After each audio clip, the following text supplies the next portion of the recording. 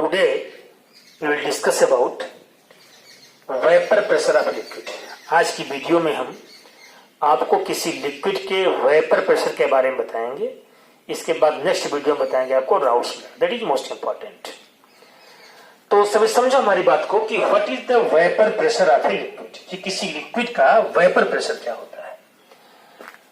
We know that each and every liquid has a property of vaporisation. हम जानते हैं कि सभी लिक्विड के पास वेपराइजेशन की प्रॉपर्टी होती है, इसमें वेपर फॉर्म करने की टेंडेंसी होती है। जैसे हम मान लो किसी गड्ढे में पानी को देखते हैं तो कुछ दिन के बाद वो पानी ऑटोमेटिक जो है क्या होता है, कुछ कम होने लगता है। इसका मतलब दैट बिकम वेपराइज्ड, वो वेपराइज्ड हो रहा है, उसमें वेपर बन रही है। सपोज कर लो कि ये हमारा कोई पार्ट है, इस पार्ट में हमारी कोई लिक्विड भरी हुई है, इस पार्ट में हम कोई लिक्विड भरे हुए हैं, कोई लिक्विड उसमें फील हमारे पार्ट में। अब हम जानते हैं कि लिक्विड के मॉलिक्यूल में, हम लोग क्लास 11 में पढ़े हैं कि इसी लिक्विड के लिक्विड स्टेट में, कि लिक्विड के मॉलिक्यूल में आपस में कोलिजन होता है। और during this collision their molecules are collide together and during this collision their kinetic energy become increase. और जिसकी काइनेटिक एनर्जी इंक्रीज हो जाती है, they goes to the surface of the liquid, वो लिक्विड के सरफेस पहुंच जाते हैं। हम सभी जानते हैं कि kinetic energy is proportional to temperature. Temperature बढ़ेगा तो इनके मॉलिक्यूल की बताओ काइनेटिक एनर्जी क्या होगी, बढ़ेगी। आपस में अधिक कोलिजन करेंगे, आपस में जब अधिक कोलिजन करेंगे, अधिक कोलाइड होंगे, देयर काइनेटिक एनर्जी बिकम क्या बताओ, इंक्रीजेस। और जिन मॉलिक्यूल की काइनेटिक एनर्जी बढ़ जाएगी वो लिक्विड के कहां पहुंच जाएंगे बताओ, सरफेस पहुंच जाएंगे। अब सभी जानते हो कि किसी भी लिक्विड के मॉलिक्यूल में आपस में अट्रैक्शन फोर्स भी काम करता है। तो देखो जरा हम दो मॉलिक्यूल के बारे में सोचें।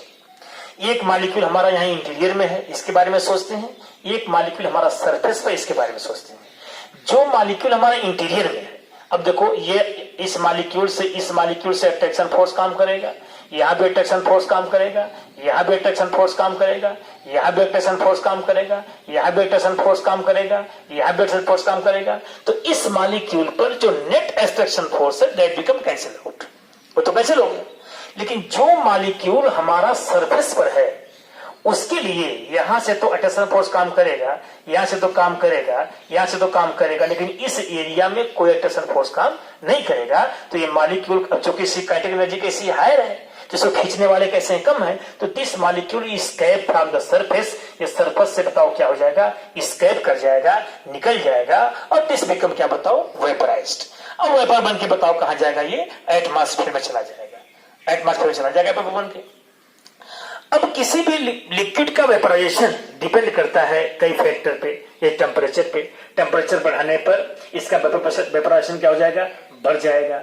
अच्छा, सरफेस एरिया बढ़ने पर इसका वेपर प्रेशर क्या हो जाएगा, बढ़ जाएगा। इसके बीच का अगर अट्रैक्टिव फोर्स कम हो तो उस समय बीच क्या हो जाएगा, कम हो जाएगा। यहाँ पे देखो हम तुमसे पूछे हैं कि C2H5O सिंगल बॉन्ड C2H5 डाई में एथिल ईथर है, और CH3CH2OH एथेनॉल है। अब देखो ये जो डाई एथिल ईथर है इसमें वेपर अधिक बनती है अपेक्षा एथेनॉल की, क्योंकि एथेनॉल के मॉलिक्यूल में हाइड्रोजन बॉन्डिंग काम करती है, और due to the intermolecular hydrogen bonding जल्दी यहाँ से एस्केप नहीं होते हैं।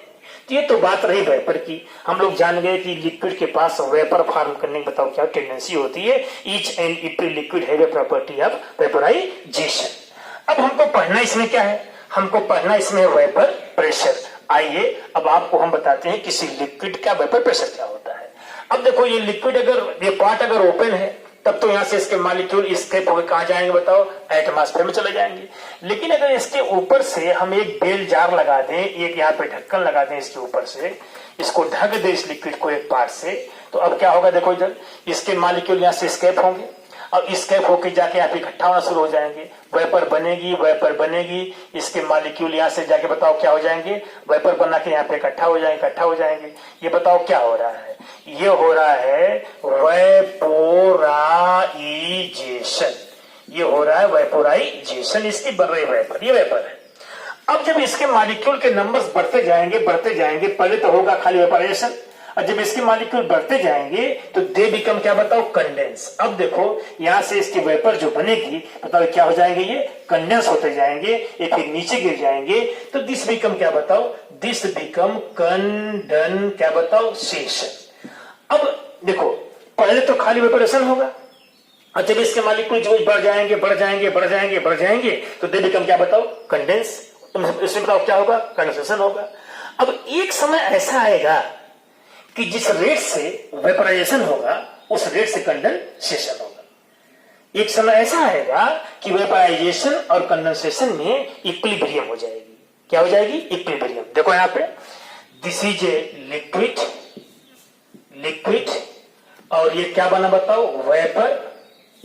ये क्या हो गया, ये हो गया वेपोराइजेशन।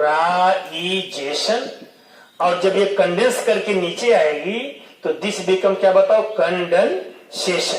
तो एक समय ऐसा आएगा कि इसमें इक्विलिब्रियम हो जाएगा। जिस रेट से वेपराइजेशन होगा उस रेट से बताओ क्या होगा, कंडेंसेशन होगा। अब इस इक्विलिब्रियम के पोजीशन पर सभी गौर करना। इस इक्विलिब्रियम की पोजीशन पर इसके वेपर के कारण जो इस पार्ट के वाल पर प्रेशर एक्सर्ट होता है, that pressure is called vapour pressure.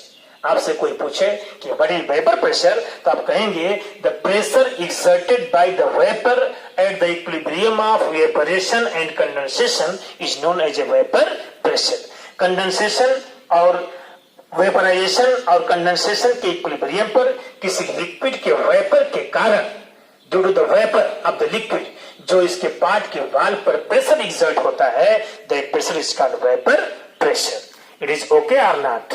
The pressure exerted, फिर सुनो सभी लोग ध्यान से, the pressure exerted by the vapour at equilibrium of evaporation and condensation is known as a vapour pressure. इसे इसका इस लिक्विड का वेपर प्रेशर कहते हैं।